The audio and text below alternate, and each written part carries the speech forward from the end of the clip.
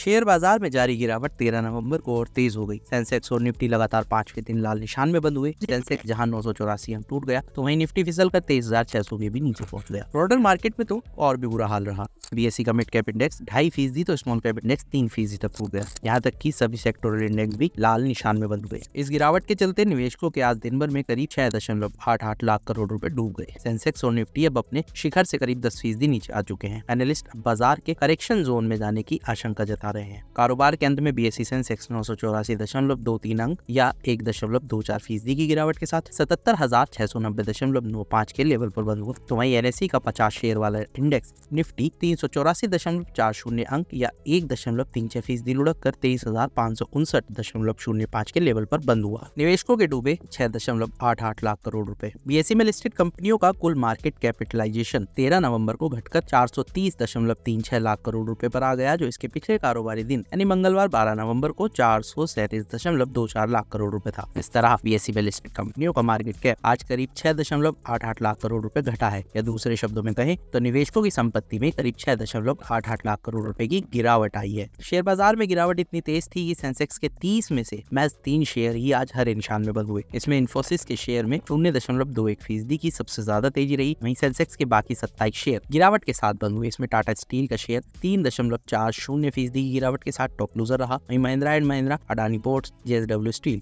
और state bank of India यानी SBI के शेयर में 2.18% से 3.23% तक की गिरावट देखने को मिली। 14 नवंबर को कैसी रह सकती है बाजार की चाल? रेलिगेयर ब्रोकिंग के अजीत मिश्रा का कहना है कि बाजार में आज करेक्शन देखने को मिला। लगभग 1.5% की गिरावट आई। सपाट शुरुआत के बाद निफ्टी धीरे धीरे नीचे की ओर खिसक गया। ये लगभग 5 महीनों में पहली बार 200 डे एक्सपोनेंशियल मूविंग एवरेज यानी डीईएमए पर स्थित अपने अहम सपोर्ट को फिर से छूता दिखा। सभी अहम सेक्टर्स पर बिकवाली का दबाव रहा। आज रियलिटी, मेटल और ऑटो स्टॉक सबसे ज्यादा नुकसान में रहे। मिड और स्मॉल कैप इंडेक्सेस में भी तेज गिरावट रही। इनमें से हर एक में 2.5% से ज्यादा की गिरावट आई। निफ्टी अब अपने रिकॉर्ड हाई से 10% से ज्यादा टूट गया है और अपने अहम मूविंग एवरेज सपोर्ट पर पहुंच गया है। खास बात यह है कि बेंचमार्क इंडेक्स के साथ साथ बैंकिंग इंडेक्स, मिड कैप और स्मॉल कैप इंडेक्स ने भी आज 200 डीईएमए पर स्थित लॉन्ग टर्म सपोर्ट को छू लिया। सपोर्ट और ओवरसोल्ड स्थितियों का ये संगम बाजार के निचले लेवल से वापसी को ट्रिगर कर सकता है। हालांकि कोई भी रिकवरी चुनिंदा स्टॉक तक ही सीमित रह सकती है। ट्रेडर्स को सलाह है कि वे पोजीशन पर बारीकी से नजर रखें